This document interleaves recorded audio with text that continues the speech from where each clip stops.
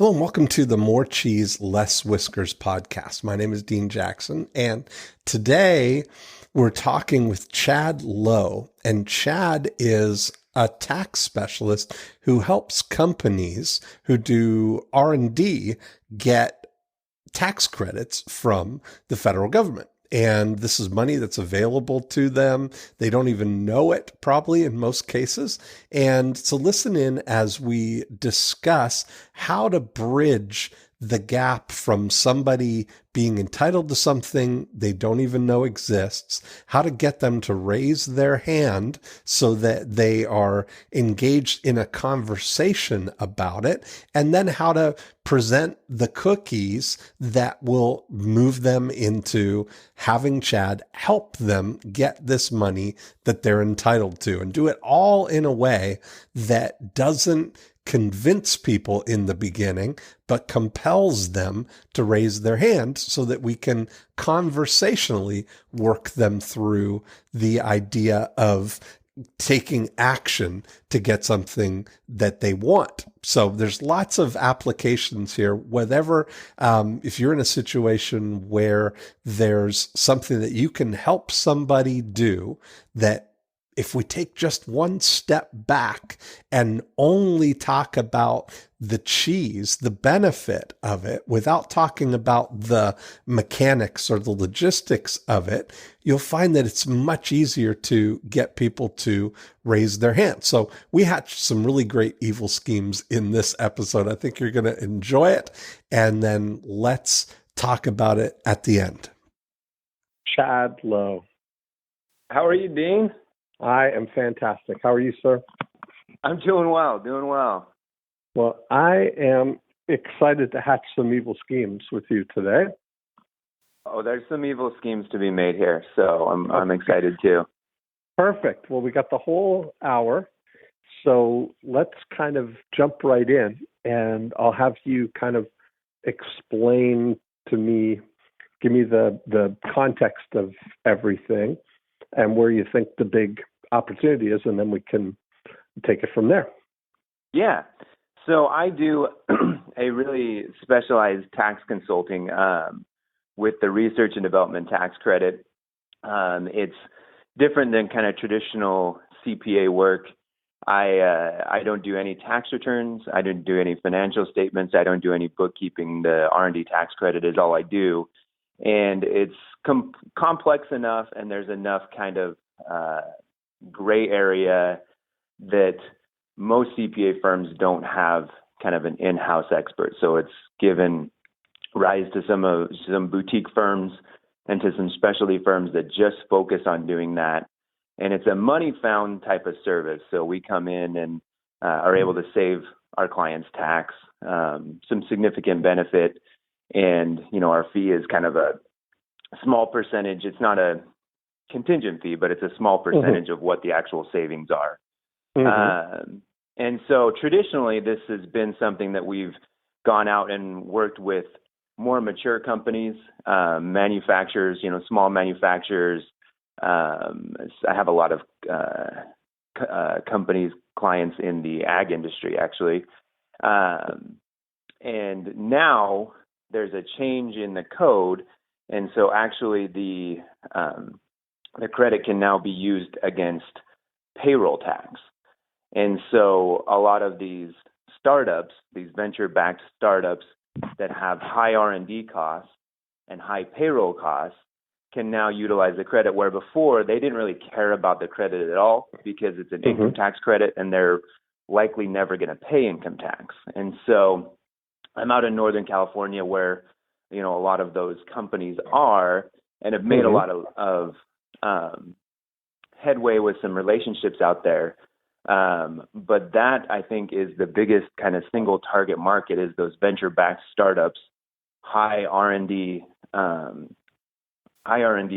kind of intensive startups, and they're all kind of entering the market starting in January. And so as far as, finding a target market, that's kind of the area I've been most focused on getting out to service. So what does that mean? So R&D, what kind of activities like would qualify for R&D, and what kind of firms are these? Yeah, so I mean that's a good question. So it's less the more traditional definition of R&D is kind of new to the world type research, and that's not what qualifies. It's really things that are technical that are new to you. And so a lot of my manufacturers are just like food companies. So they make a new beverage or a new food product, and the development that they put into that would qualify. And so it's much less, it doesn't have to be something that's patentable. And that's part of the reason that we're, this boutique niche kind of exists, is because the standard definition of R&D is not necessarily what Congress intended. The bar is much lower. And so most of these venture firms, essentially, companies because I know R&D in my mind, and it's good that I don't have any background in this or know what you're talking about, so I can bring kind of the layman's thought to it here, so I can understand it clearly. That you're saying that R&D in this broader context is essentially companies that are going to expand their product line or expand their offerings with something new to them, not necessarily new to the world, but say I have one line of product, and I want to now I want to create a beverage, like you said, or I want to create a new software program, or I want to create a new product that we don't currently offer. All the development that goes into this, that would qualify as R&D? Right. So yeah, okay. It doesn't necessarily even have to be just a product we're offering. It can be a new process. So it can be a lot of these software as a service type companies, the development of their platform, or even just, something within their company that, so let's say, like, for me, for instance, as a, so we started our GoGo Clients platform, which is all of the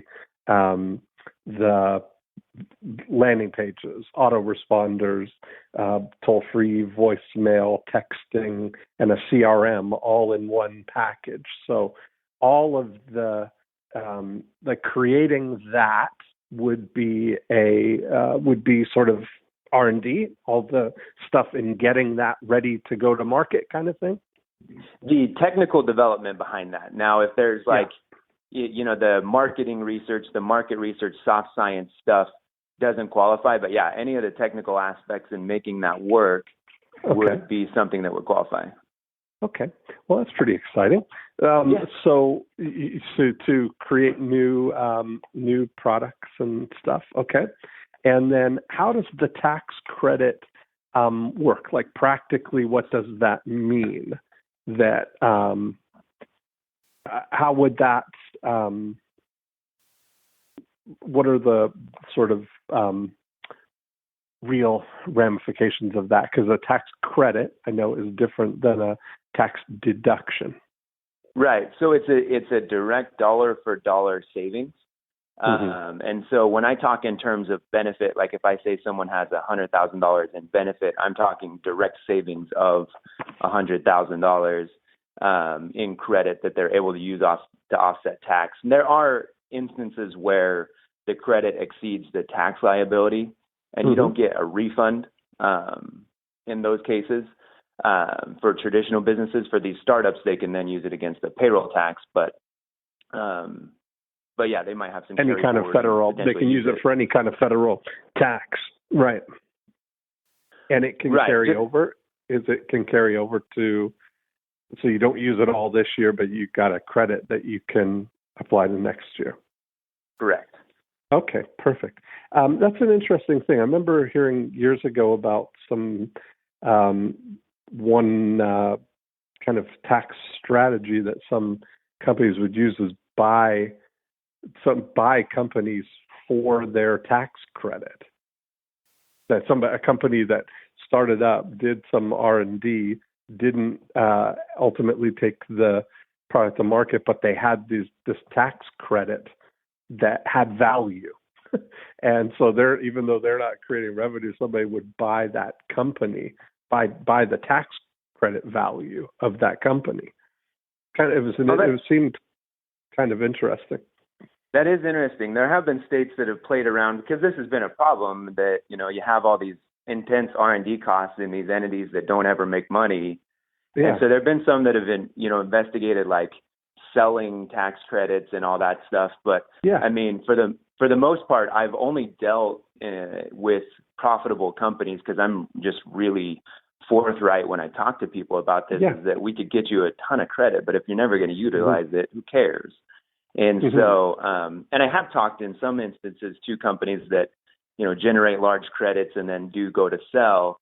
But the issue is that the venture people are so siloed in their thinking that they only care about exits. They only care about, EBITDA, which is earnings before interest. Right. And that's all they care about. They don't care about all these other things. And so it ends up going to sell, and they just totally bypass this thing. And I've tried to get them more interested in it, and that group doesn't seem to really have much in it. So, got it. Okay. Yeah. So, what would be who would be your ideal client? If we look at how much capacity do you have for this? I always look at to see, like, if we're looking to expand your situation here, what would be the ideal? Who would be your ideal target audience? Yeah, so I really am looking at these startups as kind of going to be where the business transitions to. There's not as many people kind of pushing on them, and I'm in a unique geographical area where I can actually service them and be there and have some relationships there. But really, I think it'd be a startup that has a couple million in payroll, which is not hard to do in Silicon Valley, even for a startup. They can, potentially each year generate a credit that would save them. They can save a maximum on the payroll tax credit of $250,000. And so I think that startup, their pre-revenue, a couple million in payroll development type, high either tech, pharma. There's a ton of software as a service companies that are out there, and so all of those types, would be the candidates. Okay. I think the ideal candidates going forward for this.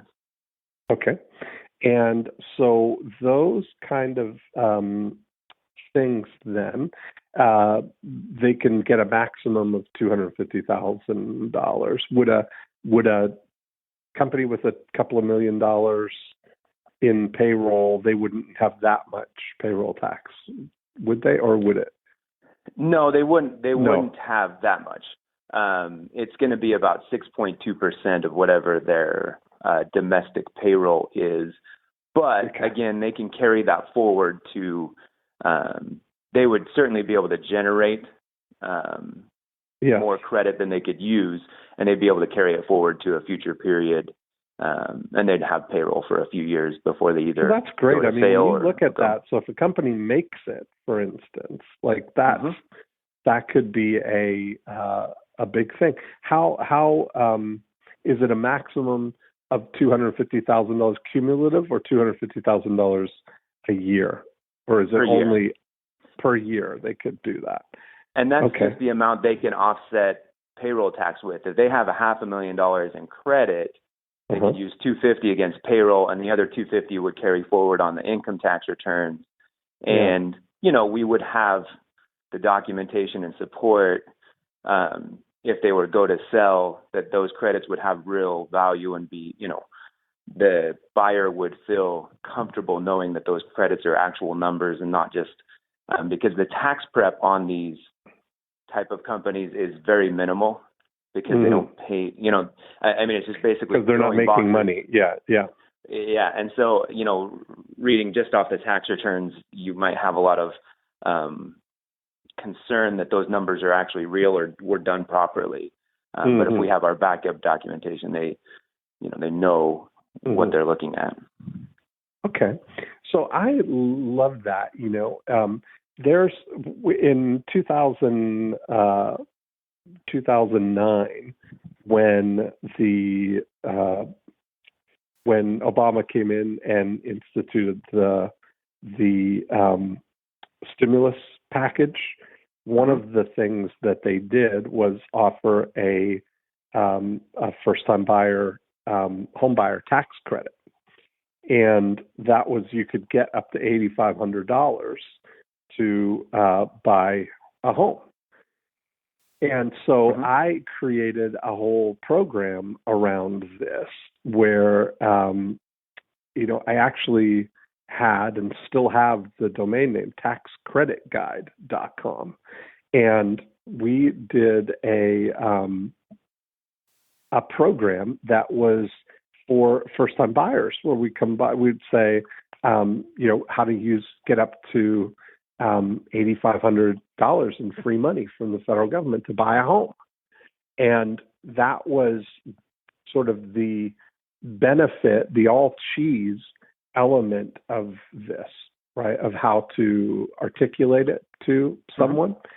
And that where it comes down to is you've got something that's very beneficial that they don't even know what they don't know about it. Like these companies probably don't know that they would qualify for it, or they don't see it as for what it really is, which is essentially free money in a way, right? I mean, yeah. And so they're not sort of, or are they seeking it out? What would you say the level of awareness that people have about it is?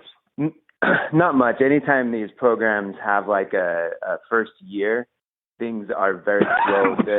The good thing for me with CPAs and such is they are so slow. I mean, they are so slow to adopt stuff and so slow to push stuff out to clients, really. So there's a subset of consultants that I've been pushing on and have some really good relationships, and they'll be able to send me a ton of clients, but they operate as the interim or temporary CFO for these types of companies.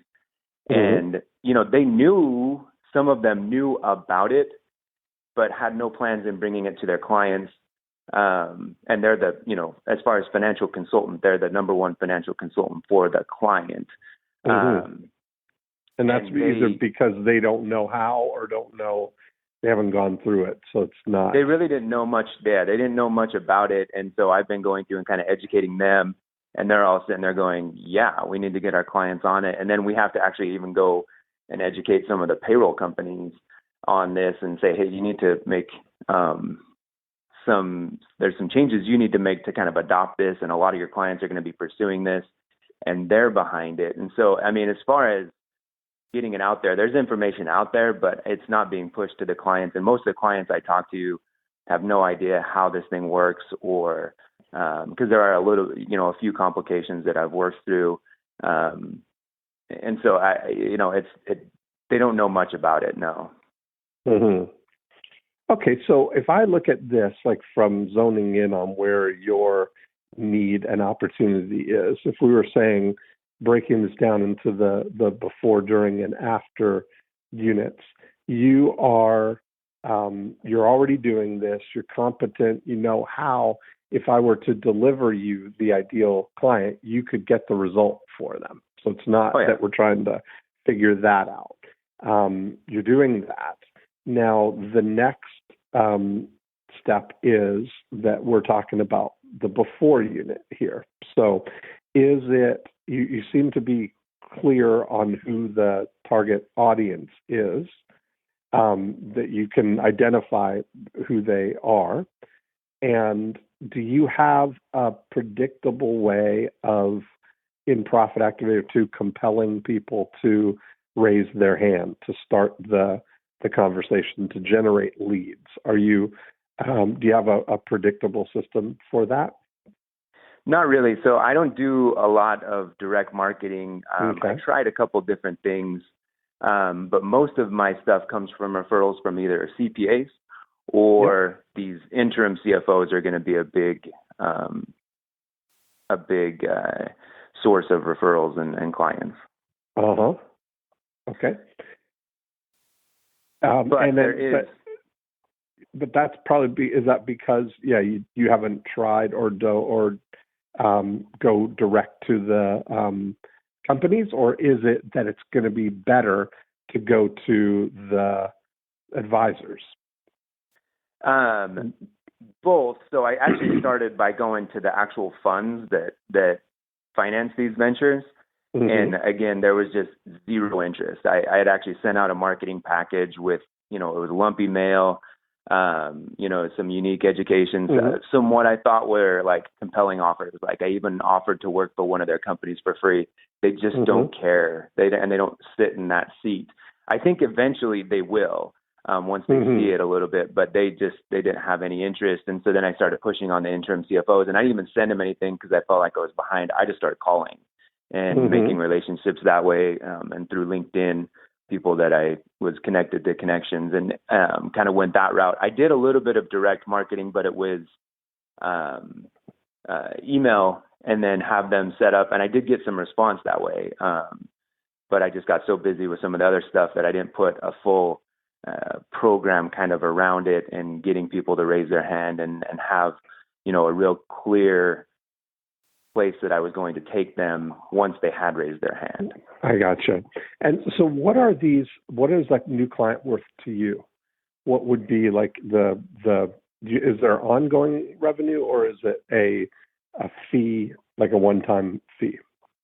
No, it's both. I mean, if they go out of business, they no longer pursue the credit, then obviously they're no longer a client. But for these, I think that they'll be clients for at least 2 or 3 years before they either go to exit or fail. And as far as what they're worth, the market for my services is really high, Dean. And so it's typically companies bill anywhere from 25 to 35% of whatever the credit is, and they have various structures at getting at what that number is. I use a fixed fee model, and I kind of know what the credit's going to be before I finish, or within a good range. And so I use a fixed fee, and really the worth it window that I've had for clients in the traditional area has been about 20 to 25% of whatever the actual benefit is. If the credit's higher, then, you get a little bit of scale, and so you come down. But I mean, these clients could be worth anywhere. For startups, I think, we've kind of, they're a little bit leaner. There's a little bit less work with these startups because I've figured out some because they're not administratively. Right. Yeah, I figured out administratively how to deliver some of the stuff that I need without actually even getting it from the client. And so really, I think, we're going to be probably closer to that 10 to 15% of whatever the benefit's going to be. So on a client that's getting the maximum, $250,000, I think we're going to be, $25,000 to $30,000 in fee. And that includes everything. I mean, that's audit support if they're ever reviewed and everything. That's great. And is that's a one-time fee, or do you get that next year too, or what? Each year if they re-engage and have a need. Yeah. Okay. So they could be, it could be anywhere from $50,000 to $100,000 potentially, depending how many years that goes on, right? Yeah, on a real 2 to 3 years. For the most part, I think most of these will be kind of in a $30,000 to $40,000 savings range, and so I think they're going to be $7,000 to $10,000 per year clients. But yeah. Okay, so that's that's the sort of more normal rate. What you're talking about, that was the top range. So 7 to 10 is about what you would say a new client is worth. Okay. Yes. And then, and for an average of 2 to 3 years as a length of time with them. Correct. Okay. I gotcha. Okay. But now, they do. I mean, the thing is, they bounce around. And so it's not like these people go and die after 2 or 3 years. They start another company. Exactly. And so you got a the relationship is, no, exactly. the lifetime relationship is probably worth more than that. But yeah. Okay. And then what's your capacity for them? How many could you take on? So a lot, because I've, like I said, the back end. So part of what I do is I produce this deliverable, and I figured out with these companies that there's enough information on the public domain and between white papers and things that they can provide that the majority of that deliverable can be done by some writers that I've trained, that are contract writers. And so I actually had one produce a deliverable for an interim CFO that I was never even engaged. And I just handed it over and said, I put some dummy numbers in it, but here's the report for this client. And that kind of won them over to saying, okay, this guy has a smarter way of going about getting this stuff that's going to be better for clients and realize, help them scale. There is some, obviously, some of this requires my time, but I do have, as far as like data entry, collection, all that, I have a lot of people that can come on and work and help increase capacity. There you go. So the process is scalable in that it doesn't necessarily require more of your time. You can create a process for a lot of it. Yes. Perfect. Yeah, some of it will require my time. There's judgment, and a lot of the client-facing stuff requires my time. But you can always create more means if we have more clients that come on. Okay. And so, how would you translate that into a number of new clients that you could take on if we could just push a button and get them? Not. And I'm not 100% sure. I mean, that'd be tough. Let's we could just say 100. Outside of, I already have some relationships with these firms that are going to be delivering a mass amount of clients. But let's just say direct to market, I could service another 100 clients next year outside of everything else that I'm doing. Okay, great. And how many could you take on? Like, would that be like 10 a month kind of thing, or 8 a month, or could you take all 100 all at once? So you're saying like spread out over the course of what would be like the happy number monthly? If I said in January I can bring you as many as you can take here. The timeline on this is going to be they're going to want to get it on their they have to get it on their 2016 return, and then they start taking the credit quarterly against payroll taxes in 2017. And so because of that kind of time frame, they're not going to be able to amend those payroll tax returns to recapture those periods. And so a lot of this has to be done before April 1st when they start filing those quarterlies. So I would say the vast majority of those, the vast majority of those would have to be in the first half of the year, first or second quarter. So they can start, that's when they'd have to be onboarded. Some of the back end work would, go all the way through the end of the year, but getting the numbers together would have to be done in the first quarter. You've got a lot of, so there's an interesting thing is what's, it's coinciding, of course, with the first 100 days of the Trump administration here. Right. And is there, what's coming down the pike? Could anything potentially change that? Could he nix it? Could he not really change the way, enhance it? Is it going to be better? Is it going to be worse? Is it going to be the same? Well, they don't happen fast, these changes. So this change happened last year when they had all the extenders kind of made permanent. And so these type of things don't change quickly. And traditionally, the R&D tax credit has had bipartisan support. I believe, I'm not 100% sure what Trump has said about the R&D tax credit specifically, but it is something that if we change and we make less potent, we leak jobs overseas, and we kind of know how Trump feels about that. So right, so he's on track. Yeah, and so it's been nice because traditionally we've had bipartisan support, and the credit is permanent. Now it's not one of those extenders where it's every 2 years. It had been kind of a 2-year extension, right? Which was for what the 30 years. The home buyer tax credit was temporary, and it went away. Yeah, right. So I don't see it going away. Okay. It's not like it has a finite end like the solar energy stuff does. At some point, they have to re-up or, it dies. Yeah.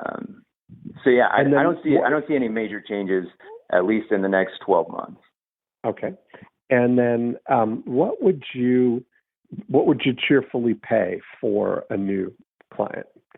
If we were creating a vending machine, and I could put on the button, that the product button were to deliver us a SaaS company or a tech startup with a $2 million payroll. We've defined who we want, and that's worth $7,000 to $10,000 to you per year for the next 2 or 3 years. If we were putting a price beside that to activate that button, what would you cheerfully pay for a client like that? I mean, I guess you'd pay, I'd pay somewhere between, I guess, half the first year fee. Okay. I mean, you'd want to, there's some uncertainty as to, whether or not they're going to be a 2 or 3 year client and all that. But yeah, I mean. Yeah. So if you could do it for $3,000 to $5,000, that would be your happy number for that. If you could do that. Obviously, and obviously, less would be even amazing. Of course, but it sets. I always ask people the cheerful number just to set a benchmark, right? Because we're essentially, the way that I look at this for the breaking it down before, during, and after. You've got the during unit capacity and you've got the capability, right? You can, if I sent you 10 people next month, you'd be able to handle them, right? And now the before unit is really, if we imagine it, the ideal scenario is that we imagine it as a supplier to the during unit. If we could just go to the supplier or create this vending machine that, when you see a real vending machine, it's got the product buttons. You got Pepsi and you got Mountain Dew and you got Diet Pepsi and whatever else. And you see the picture of what it is. And then there's a price beside it, $1. And so you put the money in and push the Pepsi and out comes the Pepsi, right? That's a happy exchange. And that's what I try and get people to visualize or to sort of, create a context for it, that we're looking to create a vending machine before unit that pumps out exactly who you're looking for in a predictable way. Now, what that means is that we want to now go inside the machine and we need to connect all the wiring that starts with identifying the target market. Then Profit Activator 2 gets them to raise their hand so they identify themselves. Profit Activator 3 is about educating and motivating those people. So we're engaging with them. And Profit Activator 4 making offers so that they say, yes, I'd like to do this, right? That's the circuitry that has to be all connected in order for that vending machine to work. And at the end of the day, that we've only spent $3,000 or less to get that result called a new startup client. Okay, so if we look at those ideal clients that we're looking for here, how many of them are there, would you guess? Like, are they visible prospects? Could you say can you get information on a company that has a $2 million payroll? How much access to that kind of information do we have? There's a lot of them, especially out where I'm at. Was amazed at how much money and how many venture capital firms there are that pump money into these companies in Silicon Valley and out here. And there is a way to kind of identify them. There is. And so I had kind of a guy in the Philippines that was data mining this website for me that has information on these. Basically, they go and they have to, when they go for venture funding, they have to file government forms that are public. And so he was data mining and producing a ton on this list. And you can see kind of, it doesn't give you their payroll numbers, but it gives you the amount that they're seeking for funding, how long they've been around, the name of the company, and all that. So, I mean, it's better than, it was actually, I felt more accurate than Hoover's or Dun & Bradstreet or any of that stuff that I had looked at before when I was trying to get into more mature companies. But yeah, there is a way to identify them, and there is a lot of them. Okay, great. And I consider, I mean, it doesn't have to be over in this area. There, you know, for the most part, even if they're in the Bay Area, they're going to be, I may never meet them in person in working with them.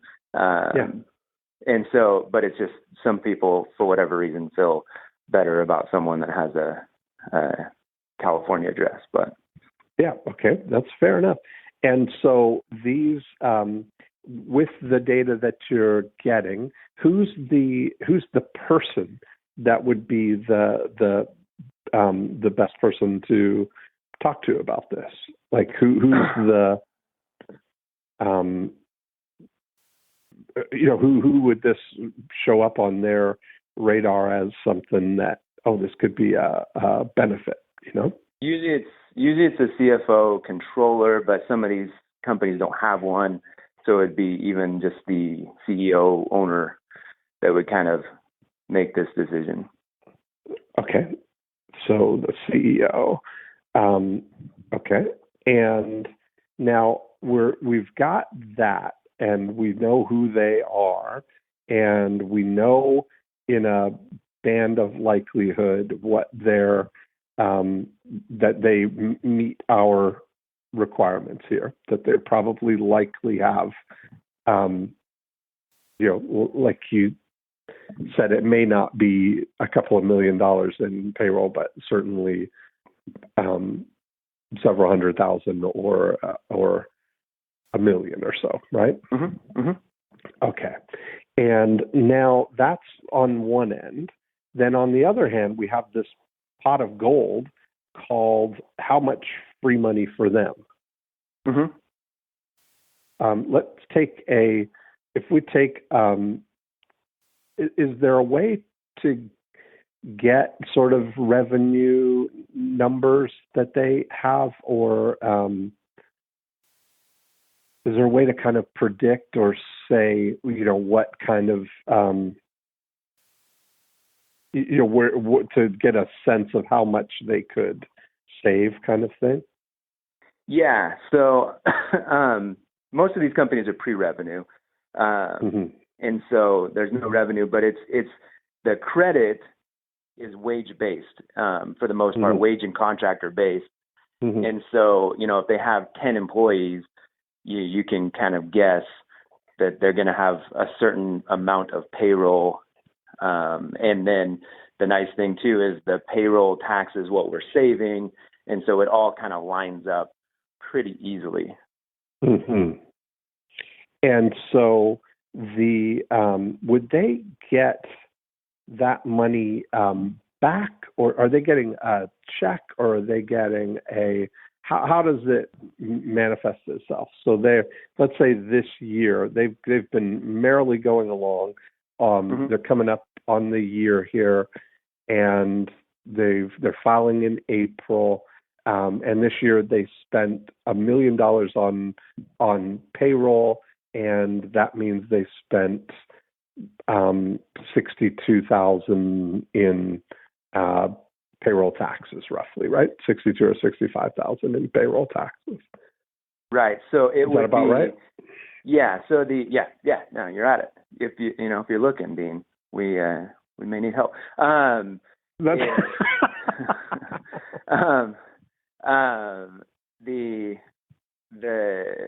the credit for the current year will be based on 2016 numbers. The savings will actually be taken in 20. Right. The savings will be taken in 2017 against payroll tax. So let's say they have $100,000 in 2016 tax credit, and in 2017 they're now going to include that credit on their payroll tax filings each quarter, and the check that they have to write will be reduced by that 6.2%. So, if they had $1 million in 2017 payroll, that's when the savings would come, and they would save that $62,000. Okay, so it comes in the form of $62,000 that I don't have to pay this year. Right. It doesn't come that I get a refund for the tax that I paid in 2016. Right. Right. I'm not getting a check. Whereas the home buyer credit was essentially I could do it on the 2016. They got the money back basically. Right. Okay, but it's not that. They're not going to get money in the mail. It's just money that they don't have to pay. Correct. Okay, which is a little less sexy, but not still. Right.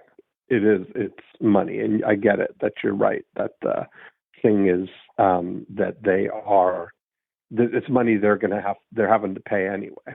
But it could be another, it could be additional hires or whatever they can do with that savings. So they start saving. The savings start right away with the first quarter for the 2017, right? Okay. Yes.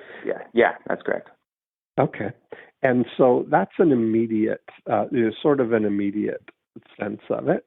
And so I always like to think and create specific scenarios for people, So if right now, if they're paying their quarterly payroll taxes, and let's just use those round numbers, if they're paying $60,000, or if they've got $2 million payroll, they're paying $120,000 or more. They're paying $10,000 a month in payroll taxes, $90,000 a quarter.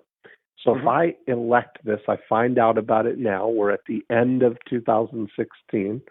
I'll get this on my books for my 2016 tax return. And when are they filing those returns? Typically early, or waiting till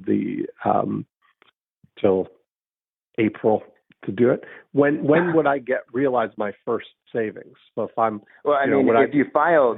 if you filed by March 15th or by April 1st, you would realize it on the very first quarter. So technically, starting January 1, you would be getting the savings because of the way these are paid. You remit them quarterly, and so as long as you can get the tax return done and the credit is known. Now, if you wait and extend and file in September, you don't get to go back and amend the first two quarters. And so there is a little bit of hustle to getting that done for these companies this year. I gotcha. Okay, so right away, so they could have a real cash savings of $10,000 a month or whatever it is in right away, or $30,000 a quarter or so. Okay. Yeah. So I think that part of that, now we get this idea of how do you compel people to just kind of raise their hand out of being compelled to do so. So part of the danger is trying to convince people that they should do this as the first engagement with them, because you kind of got a complex thing. So if you're looking at it that, these, it requires some explaining. And I went and looked at your website, and you're doing, all of those education things, and the way it's working are very sort of convincing language, in that you're trying to do all of this before they've ever educated themselves, or before they've ever identified themselves as interested. Right. So what I would look at is thinking about how could we say something that would compel people about the benefit, the cheese of it, right? Like say, how to get free money from the federal government to develop new software, or for developing new technologies or new products or whatever it is, or how to get, if you're talking about these specific people, their the payroll credit, essentially that's a way, that's something that would be compelling to these companies, right? Where it's easy to understand and easy to get someone excited about, So, because that was the thing where, I mentioned I had that website, taxcreditguide.com. It's almost like, we were making it like a information guide, where, so part of the thing that makes things like this work are making it seem like an entitlement in a way, right? Like, oh, I could be getting this, and I'm not, or I don't know about this, or I wonder if this works out for me, And so if we were to say like if statements, like if I were thinking about how to get somebody like that to raise their hand, I might do like a public notice thing, because anything with the government or anything with entitlement type of stuff it fits in that kind of tone. So I might do something like, that's what we did with the real estate stuff, public notice, and then have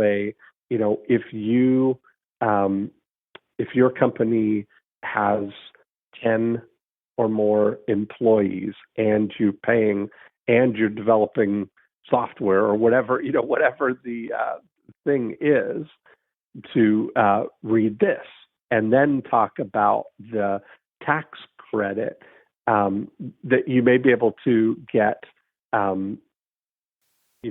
free money from the federal government under the, is there any specific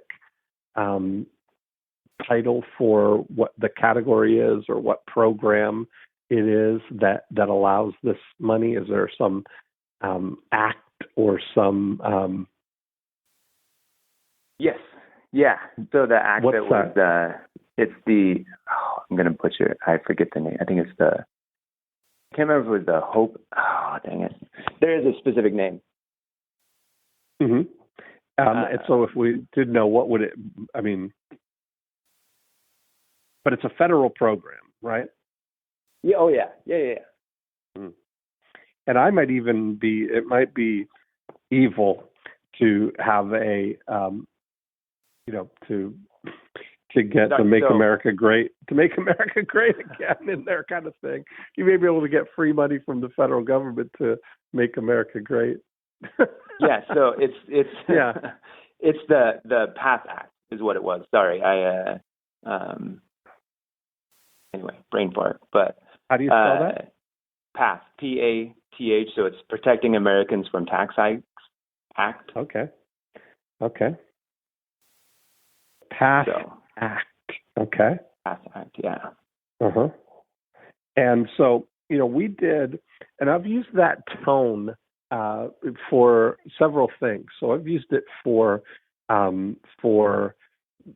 the for Social Security, using a thing where we'd say public notice or Social Security benefits as the pre-head, and then if you or your spouse plan on collecting Social Security after January 2017, read this. And so it looks, it's yellow postcard with, black lettering, and we have a guide, a Social Security benefits guide that's available. And so if I were looking at this as the kind of thing, I might say, if your company employed 10 or more people in 2016,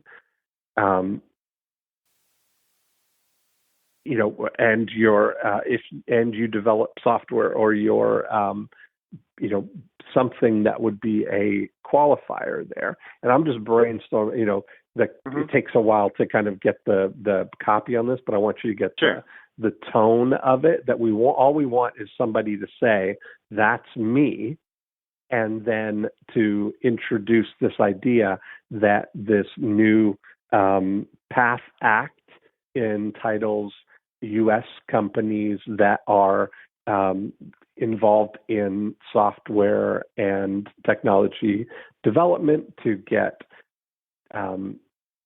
money from this program to offset payroll taxes and income taxes or whatever, however we would say something like that. To simplify, would you say something like, to save 6% of your annual payroll burden or something like that? I would look at it that I would make it sound more neutral and sort of factual, less convincing, more compelling, right? That this money is available, you're entitled to it, you're either going to get it or you're not. I don't care. That's really that tone that we want to have. Okay. It's like, listen, it's here. You may be entitled to it. It's almost like we're required to put this public notice out to let people know about it, but we're not going to chase you to convince you to get it, right? It's almost like you may be qualified for this. You may be entitled to this. So I would look at, I would register pathactguide.com or something like that is neutral, like seems for all the world like as this is a tone that I always take whenever it's a government program, is what would the government do if they were doing it? The government is not trying to convince anybody of anything. It's like they're just getting the information out there, right? Nobody's emotionally involved in it. They don't care whether you get it or not. It's just a neutral announcement of the fact that this program is available, right? And that's the tone that we would want to take here. And so that's all that I would focus on in Profit Activator 2 is just getting them to raise that, to raise their hand. By the time when somebody asks for this guide, when somebody asks for the PATH Act guide, which I think would be a pretty good thing, let's see if that's available just because I would like you to get that before we put it out here in the world, Yeah. The thing, we're not recording live, but that's PATH. Maybe I wonder if somebody else has already thought this way, but they might. CPAs and taxes, they're not good at my No, it's available. It's available. So you're perfect. Yeah. So there it is. So get that, I would say, as a right away. Okay. So if you're listening, it's already taken. Good for you. That's right. Okay, yeah. So you are the official PATH Act guide, purveyor here. So we've got all that information. Anybody who wants to know about that, they're going to be able to get it right from you. Now, that way, we're getting people who are leaning in to this as if it's money that they're interested in knowing if they are entitled, And so now when somebody raises their hand, now we can just engage with them and find out what their situation is to put together this report. What would be the cookie that would kind of lead towards them making a decision to engage you to do this for them? I think maybe knowing, and this is part of where I've struggled, in everything is just, is it knowing what the benefit is? Is it knowing? Could be, your PATH Act benefit how to calculator. Get it. Your PATH Act, your PATH Act entitlement calculator. That kind of your credit calculator. Mm-hmm. That kind of a thing where if you had, is there a way that somebody could fill out what pieces of information would you want to know? And I always look at these as like, let's just, minimum viable stuff here as we go, taking the lean approach to this. If we just get, okay, let's pause and see where we are right now. We've identified the people who would fit. We've got them to raise their hand to ask for this PATH Act guide. Okay, now that's like we've reached kind of base camp 1 here. Now to get to the summit here, to make the summit run, which is that they are signed up with you and they're going to file and take advantage of this. What's the shortest kind of the minimum path to that? What level of information would you need to know to kind of prepare a proposal for somebody? And we'll repurpose the proposal as their how much they qualify for, or their entitlement. Yeah. So, prior year payroll total. Yep.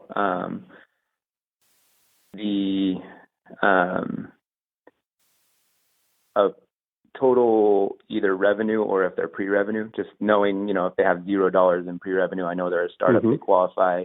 If they have more than $5 million in sales, I can't get them into this program. So, okay, so it could be, and so maybe that's the thing is if you're going, this data that you are getting, scraping, the majority of these companies are pre-revenue, right? Is that okay, so even if you say that in the thing, if we say that pre-revenue in there, because that's going to be an amplifier for them, right? They might think, oh, we don't have any revenue, we're not going to qualify.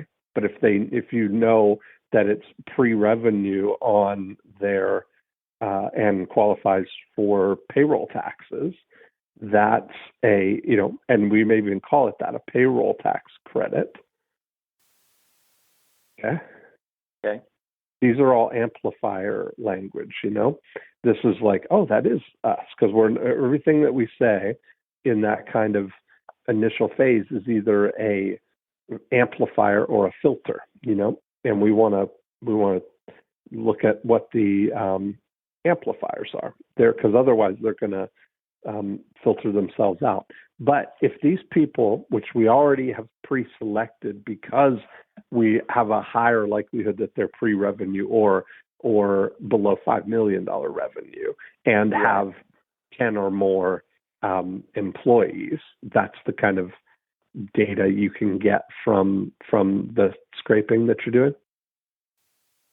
Oh, yeah. It's a real low amount of information compared to what I traditionally would have to do to kind of scope something. But but you're going to take the scoping something. Yeah, you're doing something. Right. The scoping is part of what you do as part of the service that you're doing, right.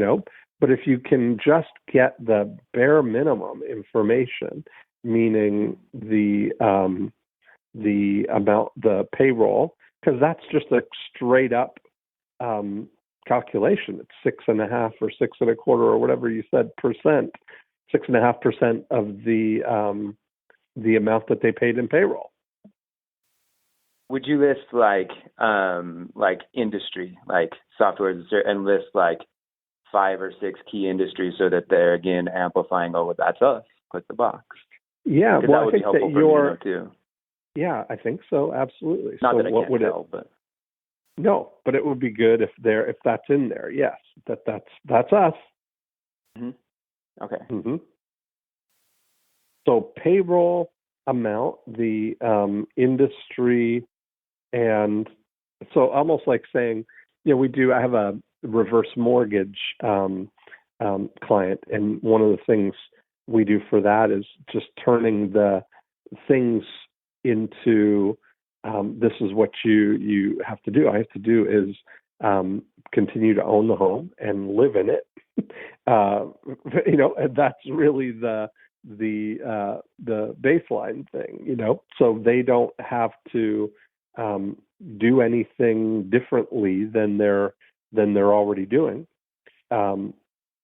In order to qualify it, they just are continuing to employ the people in this capacity, and they get that credit. Plus, it can be up to $250,000 a year. Yeah. I think that's great. And then, the interesting thing is that then they are going to kind of, some of them grow into the other services that you offer, right? They're going to grow to the point where now they qualify for some of the other, for the actual income tax. Maybe not. Credit. Usually they're headed towards exit, and then they would go to a bigger company that wouldn't consider using anyone outside of the Big Four for their study. If they just continue to hold and grow, for sure. But yeah, and some of them can hang on for a long time. So, but yeah, no. So all they would need to know is, do they qualify, and that yes, they qualify, and then what's the next step? How do they become a client? Yeah, and so what would that next step be for me? So first thing, so we get the data. We're sending them a postcard offering the tax credit or the PATH Act guide, and the cover looks very official, like a government document, and they ask for that, which gives them then all of the types of information that are on your website right now, but without the convincing elements. You're going to put those things in the guide, but you're not trying to. Your offer was 5 mistakes, and these are things that are assuming that people are moving forward, right? Mm-hmm. And so that was saying, different target. That was a different time and a different target. So anyway, there are reasons for that, but we don't need to talk about that. Okay, perfect. Right now. But that same level of thinking here, it's just that they could be qualified, and here's how to find out. And then when they raise their hand, the next offer then is to find out how much they qualify for, and that's that simple thing. So I always like to have like a couple of things, whenever you're ready, here are 2 ways we can help you, or here are 3 ways we can help you, or here's what to do next, is basically the thing that we're looking to fill out here. And so if it's that, the report would be the output, like get your entitlement report or whatever it is. And that's we can tell you how much you are entitled to as a tax credit. because it's historical, right? I mean, it's based on what you've already done this year. You've already paid that money. And that's what's going to determine. It's nothing that you have to do. And this money is here. You're either going to get it or you're not. Yeah. And I guess it's just sitting there. It's free money that's filing. You're either, throwing it away, basically, Yeah. And so where do you make the jump from here's the entitlement report, here's the money, here's what you're entitled to, and I'll do it for you. Right. That's the next do you make that jump? Okay. Yeah, that's the next step. Then here's how we can do this for you. And now you're making your presentation to somebody who they already know that they're entitled to, and they want this money. Yeah, I think this has real legs. I mean, that's something that's a pretty easy to see function there, And I think that would be the kind of thing where you could do postcards to the CEO of that. You could even do, I think you could do ads in like the Silicon Valley, the Business Journal or wherever those companies are located, or any trade publications or something like that. I think you could get that out there that way too. No, that's great. And you wouldn't suggest even taking it. Because we're trying to remain neutral. You wouldn't, suggest doing a more expensive mailer where you're sending something. We're just the postcard. No, after. I think that where your expensive mailer comes is when somebody raises their hand. Now you have their attention that package, we're going to include the guide, you're going to include a cover letter, and then whatever other things that might, case studies or things that are now our job is to convince them that this is for them and that they should, that you're there to help them. Okay. Yeah. The first job, we're separating the Profit Activator 2 and Profit Activator 3. And so you look at this, the only thing I'm focused on with the postcard is just to get them to raise their hand. Hey, do you want this money? It's like you see, it's like it's there, and you may be qualified for it. You may be entitled to it, and here it is. I would even go. I would experiment even with, I always make those postcards look as much like a, there's no logos and glowing ad-looking stuff. It looks very official, Mm-hmm. Yeah. So I think that's the opportunity there. Man, this has been super helpful. Not that I didn't expect it to be, of course, because I've been listening to you guys for years. But just to hear, hey, you need to take a step back from convincing people now, just get them to raise their hand. And I think that's been an issue. And that's okay. I think that's the thing. So my immediate action steps for you are to register that PATH Act guide, because this is going to go up this weekend. So we want to get that handled for you. Mm-hmm. And then start to, get to work on what would be included in that guide. You've got a lot of that information there, but basically just telling the whole things, and here's what to do next. Find out how much you're entitled to. Get your PATH Act entitlement calculator or something, your PATH Act entitlement report. And so that's the whole job of that, is to get them then to say, oh yeah, I want to find out how much I'm entitled to. And of course, when people respond for the guide, that opens up a whole opportunity for them to, now you can engage with them on a 9-word email after they've opted in. Now you can reach out to them and say, hey, welcome aboard, and then ask them how much payroll did you have last year, or did you, having some kind of an engaging question that, or what business are you in, or what do you develop, or something that's starting the conversation and then leading them towards, would you like me to do it's your entitlement report? No, that's awesome. Mm-hmm. Do you have time for a 9-word email story? Of course, always. I worked for a really big company, and we were kind of doing the business development on this type of stuff. And we had these webinars we registered for, and we would send these email blasts out. And I always thought our marketing was just garbage, but no one would listen to me. It was just the traditional kind of branding and all that. And I actually went to our marketing person who sends out the email blast, and I was like, here's what I want. I want you just to send this 9-word email of, are you planning on registering for the big webinar next week?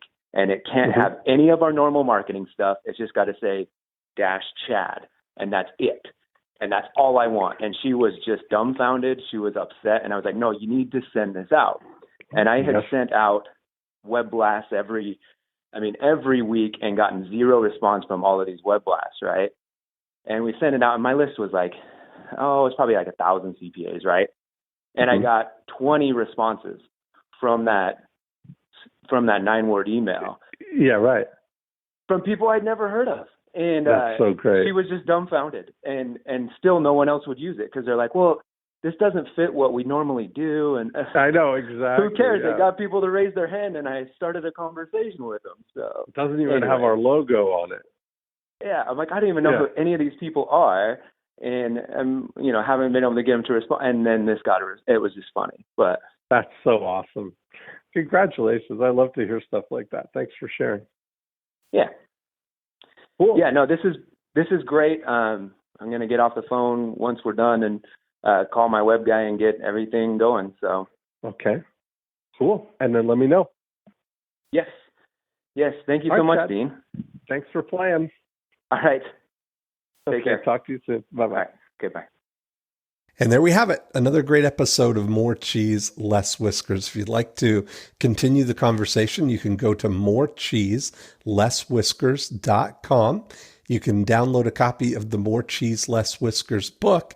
And if you'd like to be a guest on the show, click on the Be a Guest link, and that will allow you to come on and we can hatch some evil schemes for your business. A couple of takeaways from this episode are the importance of separating the compelling from the convincing. And whenever possible, the thing that we want to focus on is to just get people to raise their hand and say, yes, I'm interested in that. So when we talked about preparing this Path Act Guide.com, which is completely neutral, completely just information that anybody who, when they think they might qualify for this, would like to gather more information, it seems like it's facts. It seems like it's market or data that they're going to have access to, not that somebody's trying to convince them to do something. Now, the great thing about when you get somebody to raise their hand like that, when you just focus on compelling them, then we immediately move into Profit Activator 3 and 4, where we get to conversationally engage with those people by email to advance it to the point where they're ready to work with you in the During unit. So I mentioned to Chad that once somebody asks for the guide, once somebody raises their hand, they're engaged in this process now. It's going to be important to reach out to them with a short 9-word email or just an engaging email to sort of start the conversation, but to skillfully know how to be a chess master and take that conversation from the point where you start to the point where he's able to help them get this tax savings. So I talk a lot about this in our email mastery program. And so if you go to emailmastery.com, you can download a copy of the Email Mastery book. And it talks about this 9-word email and the conversational conversion process. So that would be a good resource for you to think through how, when people raise their hand for your compelling offer in Profit Activator 2, you'll be able to engage with them and conversationally move them to a point where you can collaborate with them. That's the 3-step process we talk about.